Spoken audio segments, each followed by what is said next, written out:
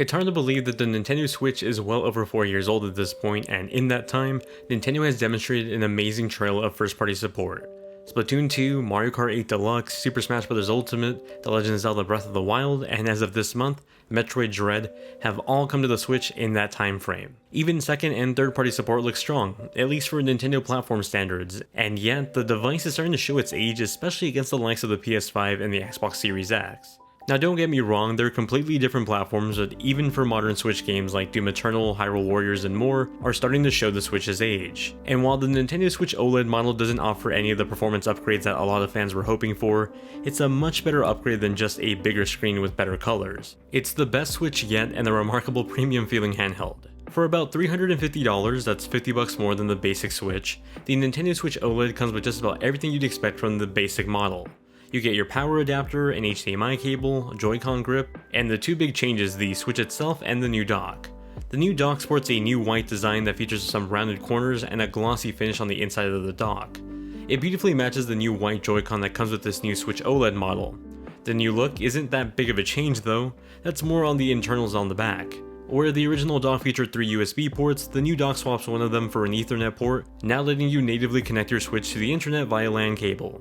It's a worthy upgrade for those looking to play competitively online, although you'll still have to deal with the spotty Switch Online service. The other major change is of course the new Nintendo Switch OLED model. This new Switch offers a larger 7-inch glass laminated OLED display over the 6.2-inch display found on the original Switch.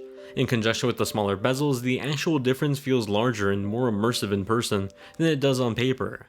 There's also a slight difference in weight and dimensions with the OLED model, coming in at 3mm longer and about 22 grams heavier with the Joy-Con on. It won't make that much of a difference in the long run, but what will get affected are any third-party docks or handheld grips that require precise dimensions of the original Switch. Your original Joy-Con will still continue to work on this new OLED model, although in comparison to my original Switch, the new model feels like a sturdier lock on the Joy-Con, although that might also just be the wear and tear over time of the original model. The new metal finish around the tablet portion of the Switch feels great in hand. It truly does feel like a premium console now in conjunction with the glass display over the cheaper feeling plastic finish. Now on the back of the OLED, you'll continue to find new additions like the redesigned kickstand that's fantastic. Now I never really complained about the original kickstand because it was good enough for me. It helped the Switch stand up for tabletop play and that's all I really needed it for. However, with this new kickstand you're able to reach way more degrees of variation, and it honestly has gotten me to play more in tabletop mode than I ever did with my original Switch. That's kind of the common trend with this new model, and it gets deeper with the OLED display. Now while this is still technically the same 720p resolution display, the improvement comes from switching from LCD to OLED. While an LCD display lights the entire screen so long as it's on, an OLED display will only light the pixels with color, letting anything black on the screen truly look black as opposed to just slightly black. You'll notice a difference in darker themed games like Undertale, Doom, and even the borders of the 3D All-Stars collection. Along with the smaller bezels around the new Switch, this level of immersion and handheld play feels amazing. This new display also gets brighter, and in conjunction with the new vivid color setting in the OLED system settings, your older games will look completely different. Games look vibrant and much more saturated. A Turf War in Splatoon or just racing on Rainbow Road looks so much better on the Switch OLED. If you aren't too much of a fan of the vibrant colors though, you can switch the color palette from vivid to standard for a more subtle improvement. The brighter screen on the OLED also makes it better to take out on the go for outside play, a much more suitable experience. Things still may look a bit dark at times, but you'll actually be able to see what's on the screen this time as opposed to the original Switch. Now let's talk about the improvements with the dock mode. There really aren't any, that's the catch.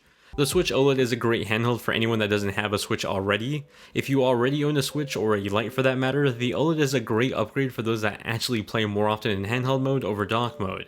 I unfortunately fall into the category of primarily playing in dock mode since my job is reviewing games and thus capturing footage via the dock. However, in my time of testing the OLED model, I find myself wanting to play more in bed or on commutes more and more. It somehow, and I mean this in the best way possible, made my job as a reviewer all the more challenging. Nevertheless, this speaks volumes of the improvement this OLED screen is, and if you're still playing on an older LCD TV, you'll be surprised to find yourself choosing the handheld over the dock. Speaking of volume, the OLED does feature improved speakers, and though it might be hard to hear over video, the OLED sounds less muffled. There are some things I wished were better improved though. The improved battery life, for example, is barely noticeable at times, being a 10 to 20 minute difference from the original Switch when playing Breath of the Wild. The expanded 64GB of storage is nice, but if you're buying any retail games digitally, then you will still need a microSD card at some point. Lastly, it seems like Nintendo still needs to overhaul some features for this new screen. A true black theme for the home menu would be nice, with some black frames for virtual console games too. That would be great. Ultimately, the Nintendo Switch OLED model is by far the best Nintendo Switch model to date, continuing to offer the dock TV play while making leaps in the handheld play experience. The build quality feels great, the new display looks gorgeous, and the new dock is a welcome improvement from the original. If you're looking to use your Switch on the go and want the best experience possible, the Switch OLED is a no-brainer upgrade or purchase. However, if you find yourself constrained to only playing in dock mode, then stick with your current Switch. There's not much of a reason to upgrade here.